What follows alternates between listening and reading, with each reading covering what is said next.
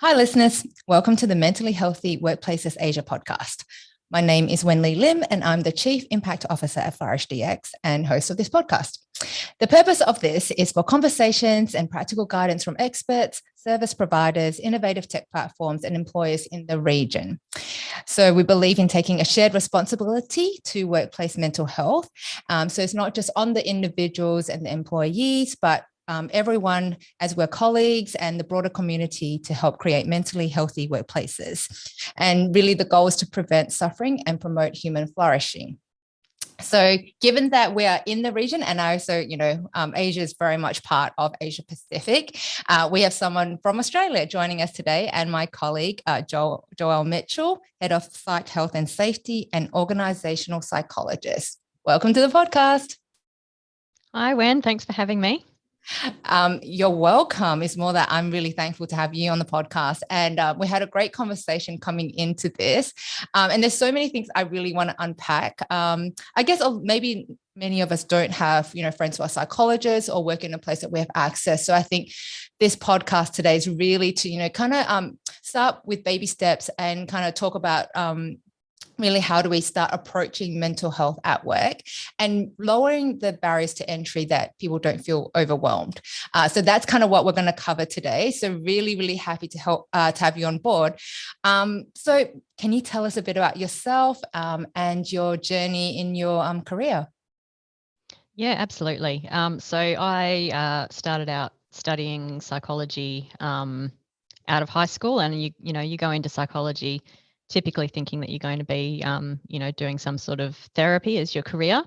And I got to the end of my psychology degree and realised that clinical and counselling psychology really wasn't for me. But I wasn't really sure what I wanted to do after that. And then I managed to get myself a job doing document control with an engineering and construction sort of an EPCM. Which was not what I expected to be doing following graduation from a psychology undergraduate degree, but there I was. And I sort of worked in a few different roles in that company and ended up joining the safety team as a sort of behavioural safety advisor. And at that point, I realised that, organisations are actually really interesting, and the way that groups behave in organisations and sort of power structures and political elements of organizations all interact in really interesting ways. And so that sort of led me then to do a master's in organisational psychology. And so I did that part-time while I was also working. So I was there for about 5 years, and then I moved to a consulting company, which was all psychologists. So that would have been interesting. Yeah. Psychologists are an interesting group of people to work with, as you're discovering, Wen. I know. So yeah, if listeners don't have friends or colleagues who are psychologists, go out and find one, because we're lots of fun. Sorry, but we're a bit odd. Yeah. It's true, and odd in a nice way. I enjoy quirky sense of humor. So in that sense, I do enjoy working with you guys, and not because I have to say it, but I truly mean that. Sure you do, Wen. And I love sarcasm too. That's your specialty. That is my specialty. Yes, that's my standard mode of operation. So where was I? Consulting. Yeah, so consulting. With a small psychology firm, and we were doing a lot of work in regional Australia with mining companies, and that was sort of frontline supervisor support, really training supervisors in how to have conversations with their teams about safety primarily. And then from there, so I was there for a couple of years, and then I joined the regulator for the offshore petroleum industry as a human factors specialist. And I was with them for 9 years, and I did lots of different things there. And I guess in the last couple of years that I was there, the industry was, I guess, mental health in the industry was becoming more of an issue due to a number of sort of macro reasons, economics associated with the oil price being one of them. workforce availability and that sort of thing. And then obviously the pandemic on top of that. So my focus in the last couple of years there did shift quite heavily to look at mental health in the offshore petroleum industry and sort of focusing on what employers in that industry could do to better support their offshore workforce. And then I joined People Diagnostics in February of this year, and just in a completely different industry now. So lots to learn and lots to do, but it's been fun so far. Oh, great. Yeah, it's I think it's then bringing all of that knowledge, right, and then scaling it through a technology platform, which is really exciting. We're definitely going to touch on the conversations part that you mentioned before, but maybe can I just start just in terms of what you're seeing globally? I know you have a lot of conversations with potential clients and clients around the world. What are you observing, especially, I know we keep going back to the pandemic, but, it's a reality. What are you observing that are kind of trends, whether they're, good trends or, not great trends, in terms of mental health in the workplace? Look, I think that it's something that organisations are becoming more aware of. Definitely. It's, in Australia, there's a big shift from sort of regulators and legislators to sort of push companies to consider psychological health of their workforce from an occupational health and safety lens. So that's definitely happening in Australia and also in the UK. Other countries to varying degrees, sort of right across the spectrum from it not being an occupational health and safety issue at all, sort of right through to probably where we are in Australia. And so I think globally, there's organisations are sitting right across that spectrum as well, from, thinking about it as, well, it's an individual health problem, and how can we better support our employees who are experiencing mental illness, right through to companies who want to embed psychological health and safety within their occupational health and safety management systems, within their business systems and strategic priorities, feeding it into their ESG, all of those types of things. So it really does sort of go the full spectrum from that, supporting people who are ill right through to this is the way that we do business from a work design perspective and from a corporate responsibility perspective.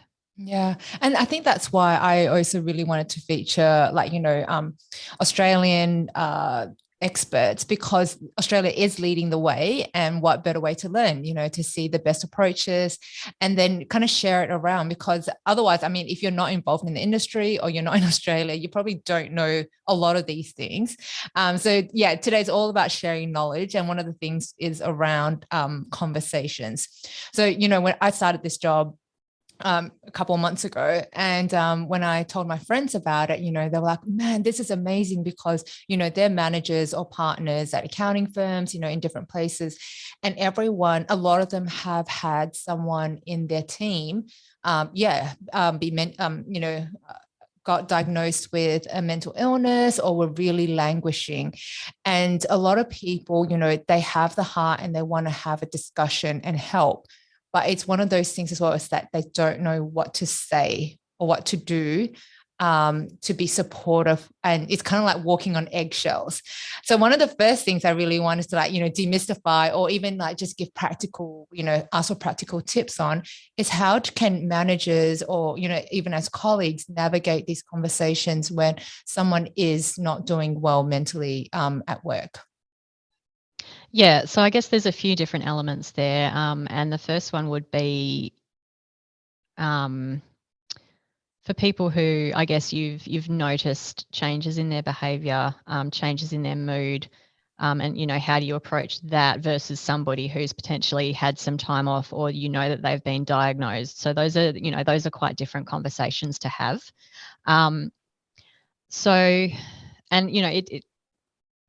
There's so many different variables that feed into that. It depends on your relationship with that person as well. But I think that a good entry is to in a private setting, in a meeting room, or let's go and get a coffee or something like that. and then just take gentle steps into the conversation. So look, I noticed that you've seemed a bit down lately, or you haven't been yourself. Is everything okay? That's generally a pretty easy starting point that most people can do. Here's what I've noticed. I care about you. Would you like to talk about it? And it may be that people aren't ready to talk about it. It may be that they don't want to talk about it. And so from there, it depends on their response. But I think it's a matter of letting them know that, I'm here if you do want to talk to me about this. And then potentially being aware of other supports that are available for people as well. So, yes, you can talk to me, or if you weren't aware, these are various other avenues that you can pursue if you do need assistance or support. Yeah. And I know return to work is the other side, where someone has taken time off because of a mental illness, or just, a bad patch where they really can't come to work, and, they're seeing a doctor and seeing medical professionals. Maybe can you just share a couple quick tips on how do you do that as well? When somebody comes back to work, how can you navigate those conversations? Yeah, so I think that this is really your line managers in this situation have a really critical role to play. So I think that it's about having good communication with that employee's healthcare team, I suppose. Having really good instruction from their treatment provider about what is reasonable for them to be able to do in the workplace, but then also having a conversation with the employee themselves. What do you need from me so that you can be successful, and what's reasonable and what's not, and probably just making sure that you're scheduling time for regular catch-ups with them to actually see how they're going, and making, I guess, micro adjustments, or possibly really big adjustments, depending on how they're responding to being back at work. Because for some people, work can be a very protective factor for mental health. So actually, for some people, by actually coming back to work, that can actually help to speed up their recovery. Whereas for other people, I guess, if work is the source of the illness, the cause, then, or there's work factors that have contributed or caused it to escalate, then that's a different situation, and that's more about monitoring. How are you going in these areas, and I guess there's looking at different ways to protect them from those aspects of work that might be harmful for them. Yeah, thank you for that. But I think that it is it's really about maintaining the open dialogue and making sure that you are just touching in regularly with them, touching base, and monitoring how they're progressing, and being open to making those adjustments. I think one of the hard things at the moment is a lot of places, we're all still remote working. And so you don't really have that interaction where you can even observe someone. Your interaction is really limited to, Zoom calls with clients, or, so then it is harder to spot. But I guess that's where intentionality, and even I think something I picked up you said was about scheduling it. So as line managers and employers, it's being really intentional to touch base, just check in how people are doing. And then likewise, if someone is returning to work from a period of being away, then it's that same intentionality, just to keep that open communication. I think the hard thing is that everyone's just busy, kind of doing the work, and you kind of forget you're in this little vortex of just getting the job done in your study room, or, in the bedroom, or, on the dining table. And that's really, really hard in this kind of still COVID environment where not everyone is going back to the workplace. So that's even more difficult, I guess, and even more kind of challenging, and having to be more intentional. Yeah, absolutely. And you're right. When you're only interacting with people sort of in virtual meetings, it can be a lot more difficult to pick up on those behavioural changes and that sort of thing. So, it is, I think, important also to schedule informal time with people. So it's maybe, we're having a virtual afternoon tea. you know, and everybody comes along with their coffee, and it's just a chance to have a bit of chat and banter over the group talk rather than having a meeting, so that you're still actually having that, I guess, that collegial work environment that people might be used to when they're in physical proximity to each other. So it, you know, it's not the same, but it's an approximation. Yeah, the water cooler kind of discussions. Yeah. So other kind of really good practices that, you know, I've observed when I was working in Australia is access to things like EAP, which is, you know, employee assistance programs. And even I think what's been really popular in the last couple of years is mental health first aid. And for my friends here and people I've been speaking over here in Singapore, a lot of them haven't heard. I mean, a lot of organizations don't have access to an EAP still. And fair enough, when you're real, like small, medium kind of enterprise, of course, the larger MNCs will have them.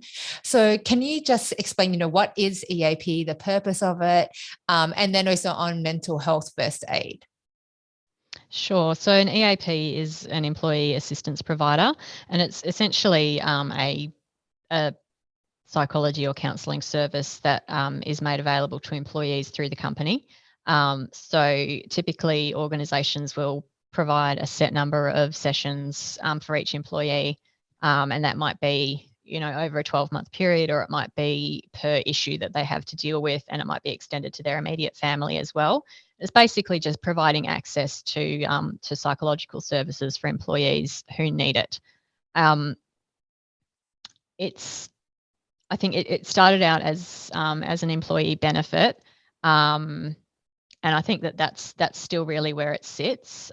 Your EAP shouldn't be sort of taking the place of your injury management processes. You know, so if somebody, for example, is experiencing bullying at work, the EAP isn't the place to send them for that. So I think, you know, where a lot of organisations are at the moment is that I think they are using EAP as a response to psychological injury at work, and that's really not where your EAP should be. It really is an employee benefit where, yeah, this is something that we're providing to you the same way that we would give you maybe a discounted gym membership, because we know that it can be a positive thing for you to have access to that. So yes, an EAP is a good thing to have, but it, I guess, needs to be used appropriately, and recognizing that it's not, you know, it's not a rehabilitation provider, it's not an injury management provider. So using it in its place. And the same for mental health first aid. So I guess back when I first started working, the company that I worked for then was implementing what was called a peer support program. And I guess that was kind of the precursor to what's the mental health first aid now. And it's really about upskilling a proportion of the workforce in, I guess, what I was talking about earlier, recognizing the signs and symptoms, understanding how to initiate a conversation or how to respond if somebody approaches you to talk about something, and then referring on. So it's about, you know, what are the resources that are available and how can I encourage people to take advantage of those resources. So you're not training people in how to be counsellors, not at all. It's more of a triaging type of a program. So this person is struggling, and how can I help them to get the help that they need?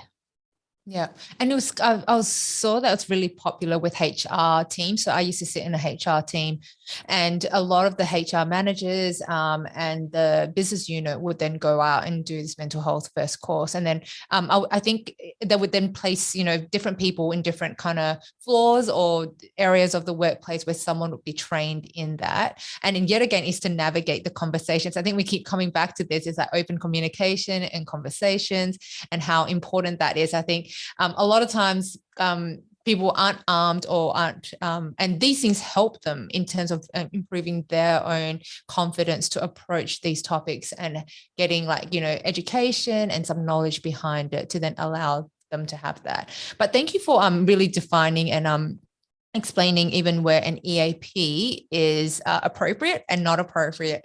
Just like any tool or anything, you know, it can be used in the right context, and that's where it's really helpful. But when it's used for the wrong context, it can actually cause a lot of harm.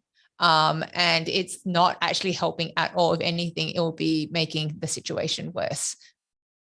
Yeah, and especially because EAPs do typically, you've got limited session numbers. And so if you've got a more complex psychological injury, it's going to take a lot more typically than just 4 sessions with a counsellor to be able to get past that. And it is, when it's coming as a consequence of work, or work has contributed to that, then there is a lot of complexity, especially when it comes to, navigating the return to work. So you really do need a specialist provider to be able to do that.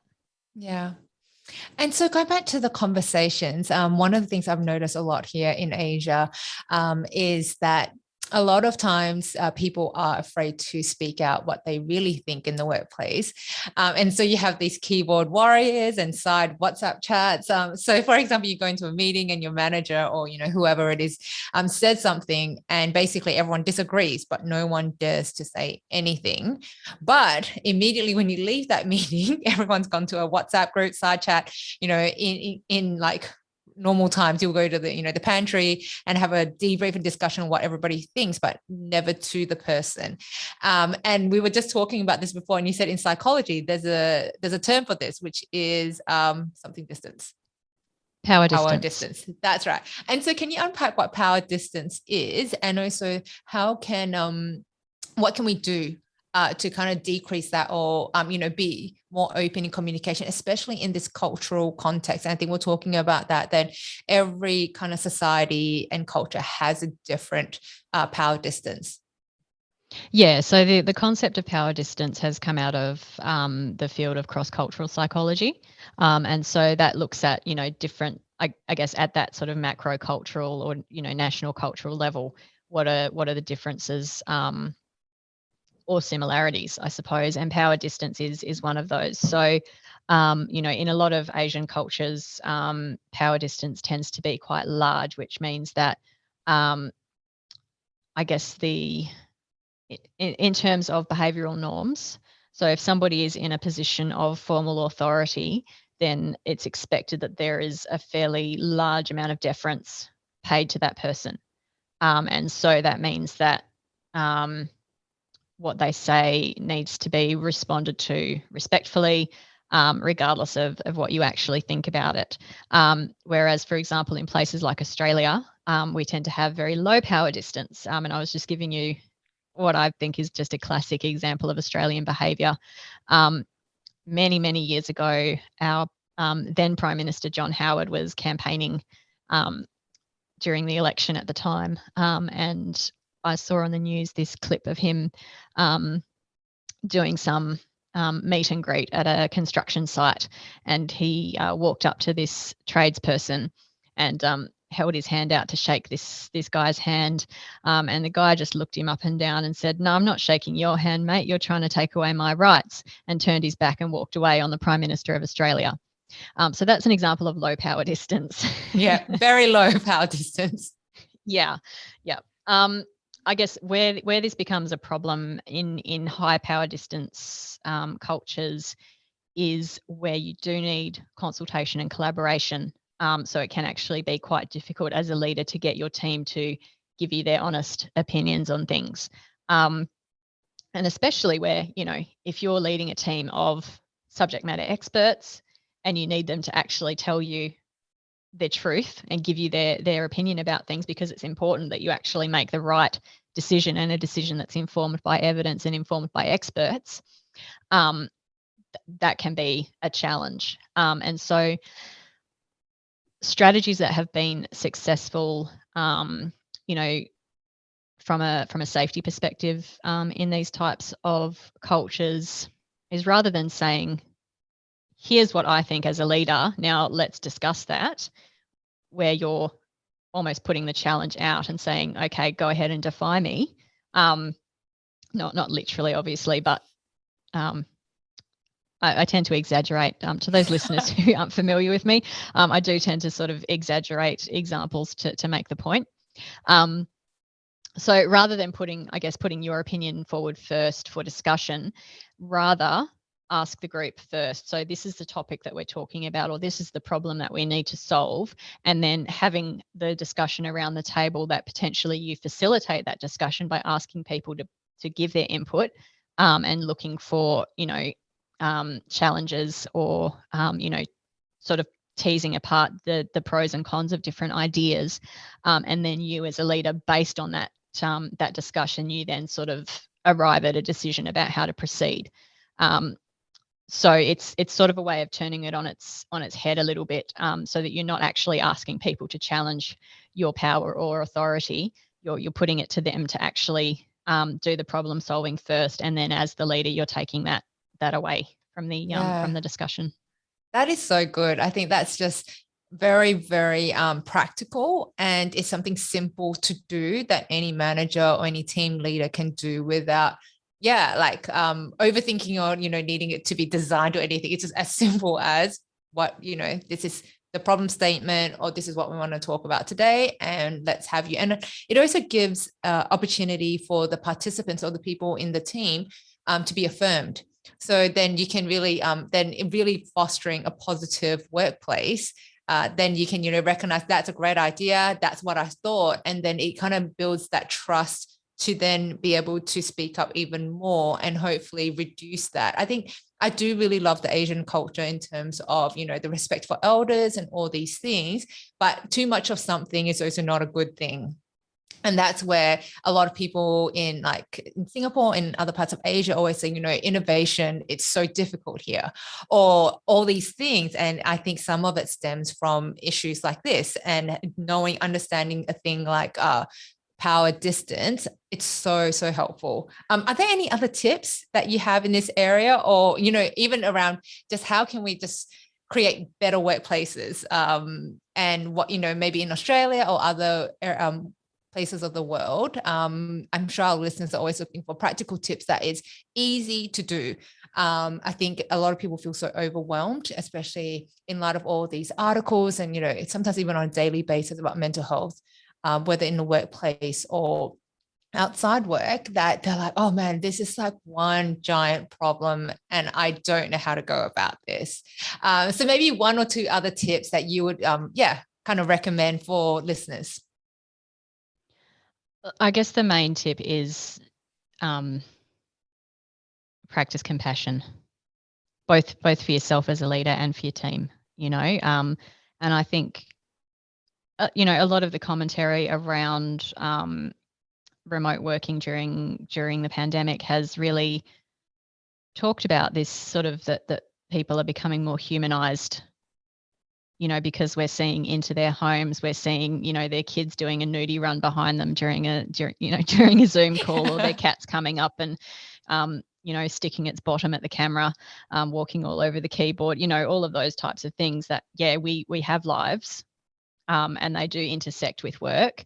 And so I think that we're getting, one of the benefits from the pandemic is that we are having more acceptance of people as multifaceted, and that our work life and our home life aren't segmented. They do bleed into each other and they do influence each other. And I think that we're getting greater acceptance that that's the reality, and the expectation that people compartmentalize is becoming less so, I think.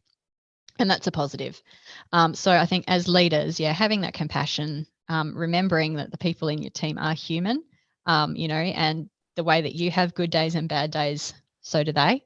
And it's okay for you as a leader to actually be flawed and to acknowledge that and to say, you know what, I'm having a really bad day today. And by actually sharing that with your team, that also gives them permission to have bad days and to own the fact that they're having a bad day and to be okay with it. So there's that, I guess, that aspect of leadership.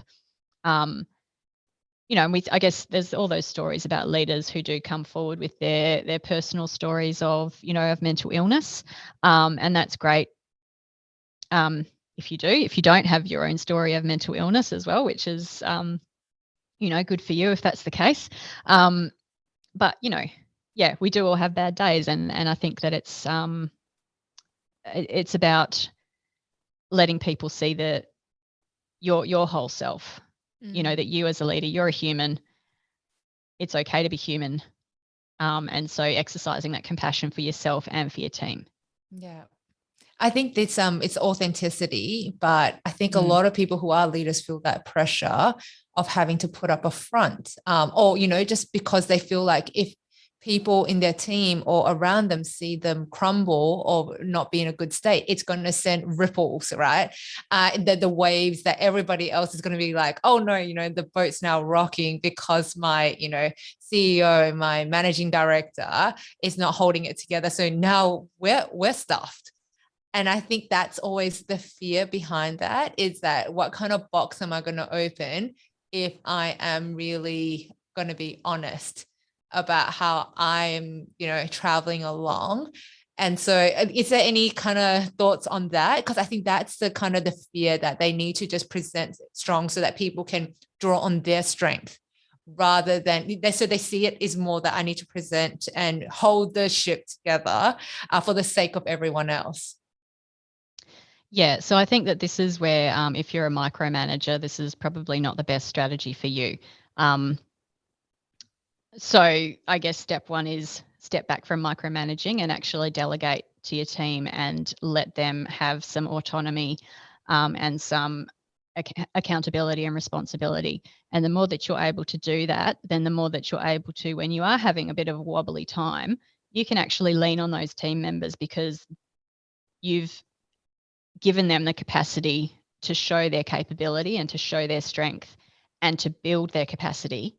And now when you need to, you can actually rely on them to step up and to help you through those processes. So again, it's that that process of building trust within the team is about, recognizing that your team are capable and competent people. If they're not, you shouldn't have hired them.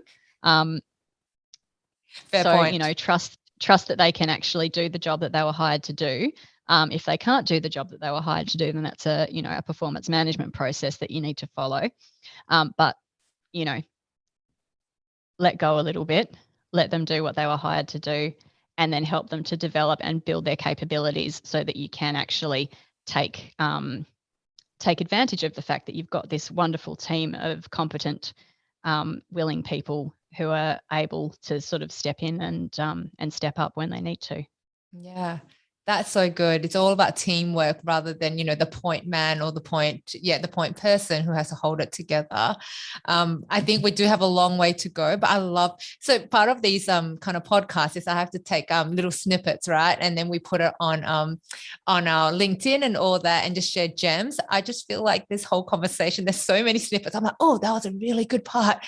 People would really like love that, and just it'd be really helpful. So thank you so much for sharing your insights. I really, really want to have you back on again because there's just so many like practical. I think for me, it's always how can we get this out to as many people as possible and empower them, rather than always having to lean on experts or just be too scared to go there.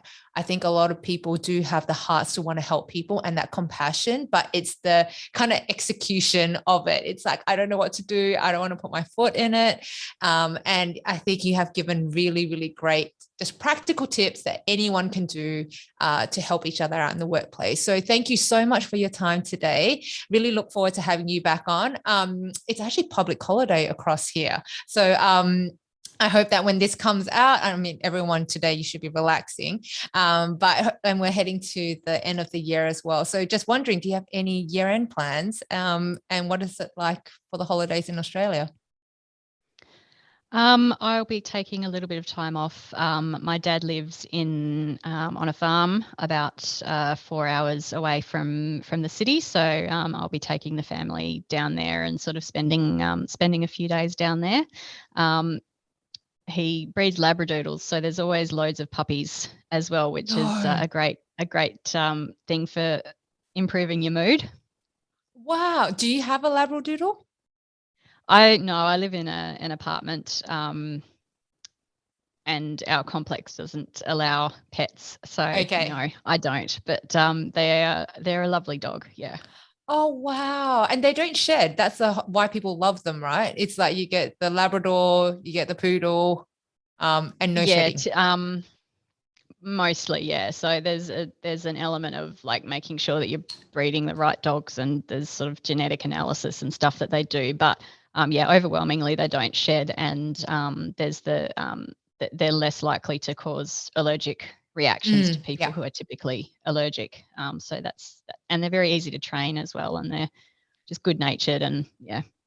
Well, this is So really good yeah, for your mental it's always health. nice. Yeah, to It get out is, to the yeah, it is. It's country. yep, breathe the fresh air.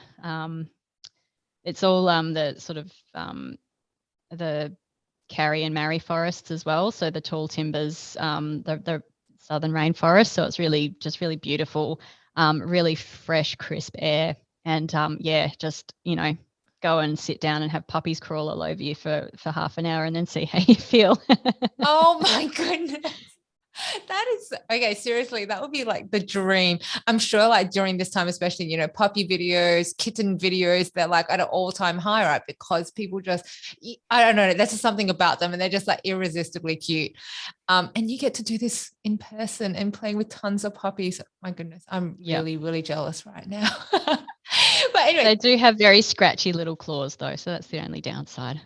Okay, so wear long sleeves and jeans. Basically, yeah. Yep, cover up. Okay, you know what? We're going to get you back so we can talk more about puppies. And for sure. Why else? Why else would I come back? Well, thank you so much, Joelle. It's been a pleasure having you. So for all our listeners, don't forget to subscribe to the Mentally Healthy Workplaces Asia podcast, wherever you listen to podcasts. Follow the podcast LinkedIn page to stay up to date with upcoming guests. You can also follow FlourishDx on LinkedIn if you'd like to see short clips of conversations from the podcast, and you'll find the video version of this podcast on the FlourishDx YouTube page. And please connect with myself or Joelle on LinkedIn. Joelle posts a lot, and so do I, just sharing, tips, and just we would love to engage on LinkedIn. And we'll see you at the next podcast. Thank you and take care.